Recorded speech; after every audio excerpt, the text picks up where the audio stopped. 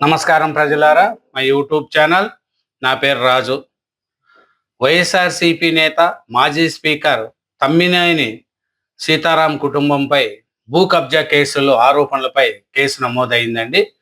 దీనికి సంబంధించి ఆయన భార్య వాణి, కుమారుడు పై పరారులో ఉండగా హైకోర్టు వారికి అరెస్టు రచన నిరాకరించింది. ఎందుకంటే 4 కోట్ల విలువైన భూ కబ్జా కుట్ర మరియు నకిలీ పత్రాల సృష్టి ఆరోపణలపై ఇతని మీద కేసు నమోదైందండి. వ్యక్తి బతికున్న వ్యక్తిని చనిపోయినట్టు పత్రాలు సృష్టించి ఆ 4 కోట్ల విలువైన భూమిని కొట్టేయడానికి ఈయన ఆయన కొట్టేసి వాళ్ళ కుమారు పేరు మీద రిజిస్ట్రేషన్ జరిగింది అనేది కూడా మన ఆరోపణలండి.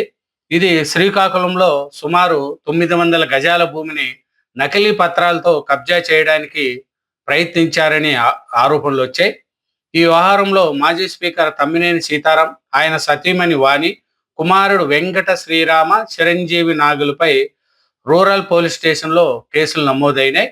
ఈ కుట్ర వెనుక సబ్ రిజిస్టర్ అరుణా పాత్ర కూడా ఉందని పోలీసులు గుర్తించారండి. ఇది వీళ్ళకు ఈ కేసు నమోదు కాగానే హైకోర్టుకి వెళ్ళారు. ఎందుకంటే పరారులో ఉండారు వీళ్ళు. పరారులో ఉంటే హైకోర్టుకి వెళ్ళారు. హైకోర్టుకి వెళితే ఈ ఆరోపణలు ఎదుర్కొంటున్న తమ్మినేని సీతారాం కుటుంబం అజ్ఞాతంలోకి వెళ్ళగా వారి ఆసూకి కోసం పోలీసులు గాలింపు చర్యలు ముమ్మరం చేశారండి.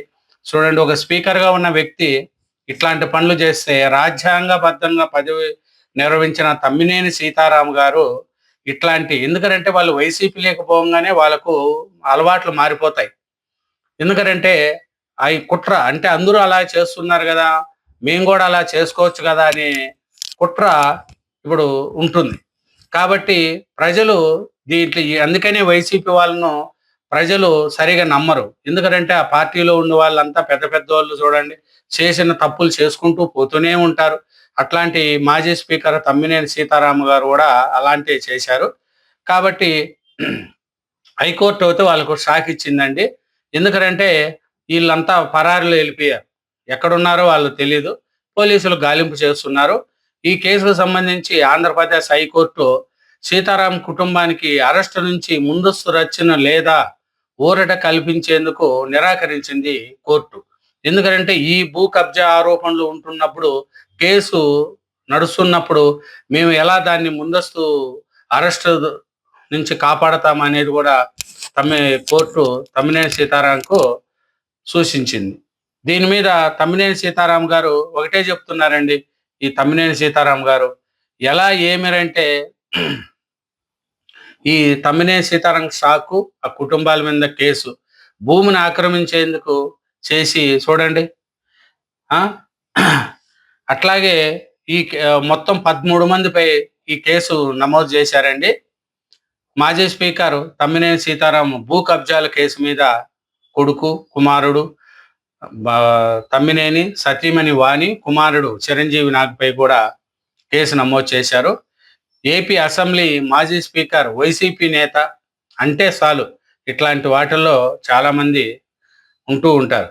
కానీ ఈ వైసీపీ నేత తమ్మినేని సీతారామ గారికి భూ కబ్జా ఆరోపణలపై కేసు కూడా నమోదైంది. మొత్తం 13 మంది మీద ఈ కేసు నమోదైంది. ఈ 13 మందిలో 8 మందిని అరెస్ట్ చేసినట్లు కూడా చెప్పారు. మిగతా ఈ తమ్మినేని సీతారాం ఫ్యామిలీ పరారులో ఉండాలి అనేది కూడా తెలిసింది. దీనికి ఏమిటంటే ఈ శ్రీకాకుళంలోని బలగ పరిధిలో ఉన్న 35.13 సర్వే నెంబర్లోని భూమిని కబ్జా చేసేందుకు కొంతమంది ప్రయత్నించారు. ఆ భూమి విలువ ఇంచుమించు 3 కోట్ల నుంచి 4 కోట్ల వరకు ఉంటుంది. అయితే 1992 నుంచి 1998 సంవత్సరం మధ్య ఈ భూమికి సంబంధించిన కొన్ని అమ్మకాలు, లావాదేవీలు జరిగాయి. ఈ క్రమంలో భూమి అసలు యజమాని ఆయన గోవిందరాజులు అనే వ్యక్తి బతికుండగానే చనిపోయినట్లు తప్పుడు డెత్ సర్టిఫికేట్ సృష్టించారు ఈ తమ్మినేని సీతారామ గారి బ్యాచ్. ఈ సర్టిఫికేట్ సహాయంతో ఒడిశాకు చెందిన రజని అనే మహిళను గోవిందరాజుల కుమార్తె రజనీగా పేర్కొంటూ ఫ్యామిలీ మెంబర్ సర్టిఫికేట్ తయారు చేశారు. చూడండి, ఎవరో ఆయన ఒరిస్సాకు తెచ్చిన ఆయనను గోవిందరాజుల కూతురుగా చూపించి ఫ్యామిలీ సర్టిఫికేట్ తయారు చేశారు. తర్వాత భూమిని తమ్మినేని సీతారాం తనయుడు తమ్మినేని చిరంజీవి నాగ్ పేరు మీద రిజిస్ట్రేషన్ చేయించారు. కొడుకు మీద రిజిస్ట్రేషన్ చేయించుకున్నాడు. ఈయన చూడండి తమ్మినేని సీతారామ గారు అన్న ఒక స్పీకర్‌గా ఉండి ఎవరో బతికున్న వ్యక్తిని చంపేసి డెత్ సర్టిఫికేట్ తీసుకొచ్చి, ఒడిశాకి తెచ్చిన ఒక అమ్మాయిని రజనీ అమ్మాయిని తీసుకొచ్చి, ఆమె గోవిందరాజుల కూతురుగా చూపించి, ఫ్యామిలీ సర్టిఫికేట్ చేపించి, ఆయనతో రిజిస్ట్రేషన్ చేపించుకొని, కొడుకు పేరు మీద రిజిస్ట్రేషన్ చేపించుకున్నాడంటే, ఈ తమ్మినేని సీతారామ గారు ఈ వైసీపీలో ఏం మనుషులు, ప్రజలకు ఏమి చెప్తారు ఈళ్ళు జవాబుతరం అనేది కూడా అర్థం చేసుకోవాల. ఇట్లాంటి వ్యక్తిని కూడా వైసీపీ వాళ్ళు జగన్మోహన్ రెడ్డి గారు సపోర్ట్ చేస్తారు. మరి ఏంది ఇది మనకు తెలీదు. తర్వాత ఇది ఏమైంది? అసలు యజమాని కుటుంబం అడ్డుపడింది. గోవిందరాజుల అల్లుడు కనకలింగేశ్వరరావు పోలీసులు ఆశ్రయించడంతో వ్యవహారం వెలుగులోకి వచ్చింది. నకిలీ పత్రాలు సృష్టించడంతో పాటుగా తప్పుడు వారసత్వం, తప్పుడు రిజిస్ట్రేషన్ అంశాలు బయటపడ్డాయి. ఈ భూ కబ్జాకి ఎత్తించిన ఘటనలో మాజీ స్పీకర్ తమ్మినేని సీతారాం, ఆయన భార్య వాణి, కుమారుడు తమ్మినేని చిరంజీవి నాగ్ మీద కూడా కేసు నమోదైంది. ఇది సబ్ రిజిస్టర్ అరుణ కూడా గుర్తించారు.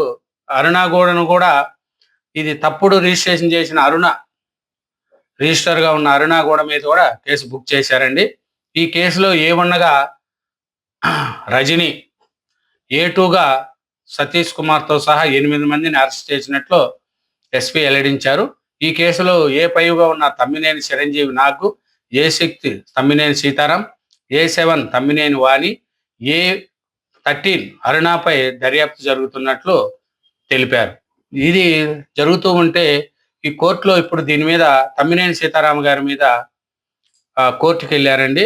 కోర్టుకి వెళితే ఒకటే మాట చెప్తున్నారు.